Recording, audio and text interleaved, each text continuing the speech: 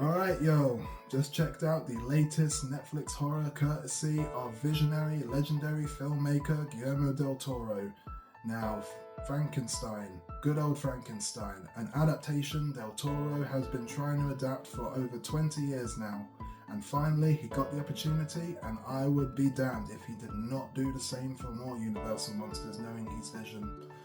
But of course, getting back onto the main topic, yeah, Frankenstein, we all know the story of Mary Shelley's masterclass novel with the whole created by a bit of an ambitious yet kind of mad scientist trying to fit into the real world like Pinocchio, and obviously struggling with the whole purpose of living, acceptance, loneliness, the isolation, and yeah, just responsibility and the consequences of Frankenstein's actions. We all know that. So yeah, for Frankenstein here, it's not quite obviously the best Frankenstein of all, but yeah, with Boris Karloff, the original 1930 adaptation, and of course its sequel Bride Frankenstein will always pretty much remain the absolute best, and that's perfectly fine. But here, this may at least be good enough to be the best of this generation.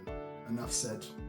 But yeah, going in further, obviously supported by a wonderful cast, you know, Oscar Isaac, exceptional actor, Maya Goth coming off of those A24 horrors, definitely has a good double role standard in here, and there's also a bit of Christoph Waltz, David Bradley, Filch from Harry Potter, Ralph Ineson, Charles Dance, and yeah, obviously Jacob Elordi instead of Andrew Garfield, who had to go through just over a 10, almost 12-hour makeup process, which definitely tops Jim Carrey's makeup process as the Grinch.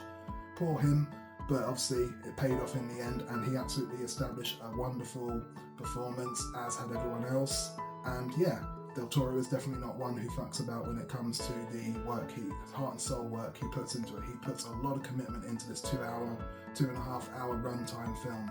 You know, when it comes down to the practical work, the music choreography, the costume design, the model making, and the very little use of visual effects and screen backdrops. All of that pays off perfectly well. The narrative flows beautifully and really keeps you flowing on a good journey with this movie. It's got those thematic vibes. It's got that Clive Barker style gore throughout, being that it's Frankenstein after all, and the performances, the world that it established, that it encapsulates here, is beautifully done, and it's a perfect kind of film that you definitely need to check out for this film, and it's exactly why we need legendary filmmakers, true artists like Del Toro. So absolutely give this movie a shot. Give this an 8.6 out of 10.